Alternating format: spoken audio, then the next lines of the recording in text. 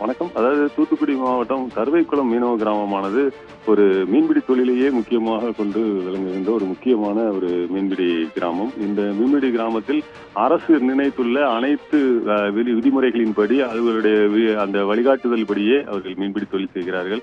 அரசானது எந்த வலை பயன்படுத்த வேண்டும், எவ்வளவு ஹெச்பி மோட்டார்கள் வைத்து செல்ல வேண்டும் என்பதான ஒரு அனைத்து வழிமுறைகளும் அவர்கள் விதித்துள்ளார்கள். அந்த விதிமுறைகளை கடைபிடித்து இவர்கள் தங்குகடல் மீன்பிடிப்புக்காக இவர்கள் செல்கின்ற ஒரு மீனவர்கள்.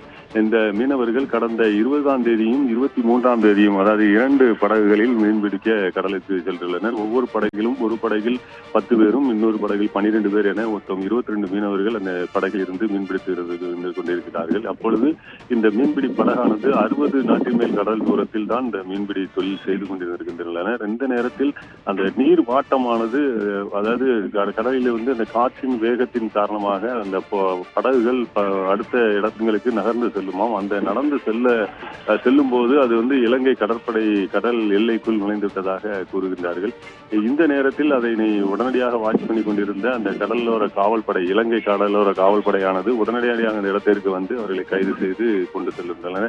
இதில் 22 மீனவர்களும் 2 படகுகளும் அதில் மாட்டியுள்ளது. இந்த படகுகள் ஒவ்வொரு படகும் செய்வதற்கு சுமார் 80 லட்சம் ரூபாயில் இருந்து 1.25 கோடி ரூபாய் வரை ஒரு படகுக்கு ஆகிறது என்று சொல்கிறார்கள். இந்த படகுகள் 2 படகுகள் மாட்டியுள்ளது. இந்த படகுகள் இரண்டுமே 1.25 கோடி ரூபாய் மதிப்பிலான மிகப்பெரிய ஒரு மீன்பிடி படகாக இருந்துள்ளது. இந்த படகுதான் இப்பொழுது இந்த படகும் 22 மீனவர்களும் இந்த இதில் சிக்கியுள்ளனர். இதில் அவர்கள் என்ன சொல்கிறார்கள் என்றால், எங்களுக்கு அனைத்து வழிமுறைகளும் எங்களுக்கு தெரியும். இப்படியாக கடல் எல்லையை தாண்டி இலங்கை கடல் எல்லைக்குள் நுழைந்தால் அது சட்டப்படி குற்றம். அது கண்டிப்பாக இலங்கை கடற்படை நம்மளை கைது செய்யும் என்பதெல்லாம் எங்களுக்கு கண்டாக தெரிந்தும் நாங்கள் அந்த தவறை செய்வோமா? நாங்கள் அப்படி தெரிந்து நாங்கள் கண்டிப்பாக செய்யவில்லை. இது அந்த இடத்தில் ஒரு விபத்து போல் நடந்துவிட்டது. இதனை உடனடியாக அந்த இடத்தில் இருந்து உடனடியாக எங்களை கைது செய்து விட்டார்கள். நாங்கள் என்ன செய்வதற்கு தெரியவில்லை என்பதாக தான் அவர்கள் உறவினர்களிடம் கூறியுள்ளார்கள். எனவே அரசாங்கம் இதற்கு ஒரு பேச்சுவார்த்தை நடத்தி மானசீகமாக அவர்களை அதாவது மனிதாபிமான அடிப்படையில் இது தவறு நடந்திருக்கிறது என்பதை, அதாவது ஒரு விபத்து போல் ஒரு தவறாக நடந்திருக்கிறது என்பதை உணர்ந்து அவர்களை மனிதாபிமான அடிப்படையில் உடனடியாக விடுதலை செய்து அந்த கோட்டைகளையும் திரும்ப ஒப்படைக்க வேண்டும் என்பதுதான் கருவைக்குளம் மீனவர்களுடைய கோரிக்கையாக உள்ளது. எனவே அரசு அதிகாரிகள், மத்திய அரசும் மாநில அரசும் இதில் உடனடியாக தலையிட்டு மீனவர்களின் கோரிக்கையை நிறைவேற்றி தர வேண்டும் என்பதாக கோரி இந்த மீனவர்கள் அனைவரும் இன்று மாவட்ட ஆட்சியரை சந்தித்து மனு கொடுக்க வந்தனர். இதனால் இன்றைக்கு தூத்துக்குடி மாவட்டத்தில் உள்ள மீனவர்கள் யாரும் கடலுக்கு மீன்பிடிக்க செல்லவில்லை.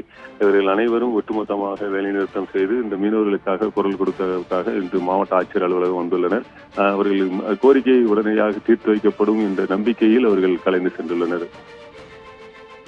விவரங்களுக்கு நன்றி ராஜா சலமன். இலங்கை கடற்படையால் சிறைப்பிடிக்கப்பட்டிருக்கக்கூடிய 22 மீனவர்களை உடனடியாக மீட்க கோரி கருவைக்குளம் மீனவர்கள் தரப்பில் மாவட்ட ஆட்சியரிடம் மனு அளிக்கப்பட்டிருக்கிறது. இது தொடர்பாக மீனவர்கள் அளித்த பேட்டியை நாம் தற்போது பார்க்கலாம்.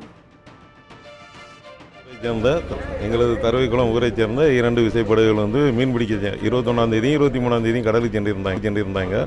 கடல் நீரோட்டம் காரணமாக படகு எந்த திசையிலையும் ஒரு வலியக்கூடிய ஒரு சூழ்நிலை வரும்.